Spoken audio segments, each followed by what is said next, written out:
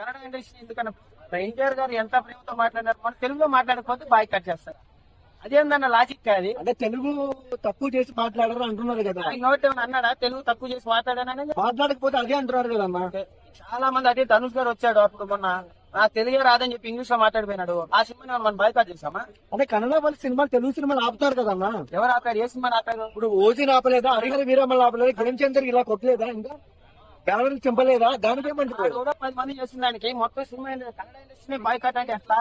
ఇప్పుడు 50 మంది ఉంటారు కృష్ణకాంత్ పార్టీ దగ్గర, అది కూడా అక్కడ ఆ మొత్తానికి కన్నడ ఇండస్ట్రీ మొత్తం బాయ్కాట్ అంటే ఎట్లా? అక్కడున్న ప్రభుత్వాలు స్పందించాలి కదన్న సినిమాల మీద. అది చిన్న ఇష్యూ అన్న, దానికంతా గవర్నమెంట్ అంతా కలిసి రాదు. సినిమా అనేది ఓల్డ్ మొత్తం చూస్తుంది. సరే అది కాంతార లాంటి సినిమా కోసం నేను ఎక్స్పెక్ట్ చేస్తాను. అది ఎంత బాయ్కాట్ చేసినా, మా పవన్ అన్న ఓజీ సినిమా బాయ్కాట్ చేసినా సరే మేము కాంతారా చూస్తాం. అర్థమైందా? మా పవన్ అన్నకి లేని బాధ మీకెందుకయ్యా? పవన్ అన్ని నోతో చెప్పాడు కదా సినిమా ఆపకంటారా నాయన అని చెప్పి, మరి మీరేంటి సోషల్ మీడియాలో ఎందుకు ఇలా ట్రోల్ చేస్తున్నారు బాయ్కాట్ కాంతారాని? ఏం చేయాలి? పొద్దున్న చేస్తారు, ఏం చూడాలి తెలియదు, ట్విట్టర్ ఇన్స్టాగ్రామ్ ఓపెన్ చేస్తారు, ఏదో కెలకాలి కాబట్టి ఆ బాయ్కాట్ భాష. ఇంతవరకు వాళ్ళు బాయ్కాట్ చేసిన సినిమా బాయ్కాట్ అయిపోయిందా? ఏం అవ్వదు. సరేనా? కన్నడ ఇండస్ట్రీ చాలా మంచి ఇండస్ట్రీ, అక్కడి నుంచి ఇంకా మంచి మంచి ప్రొడక్ట్స్ కావాలి. కేజీఎఫ్ అన్న 100 కోట్లలో 1000 కోట్లు కొట్టింది. 500 కోట్లు పెట్టి తీశాడు, 1000 కోట్లు వచ్చింది.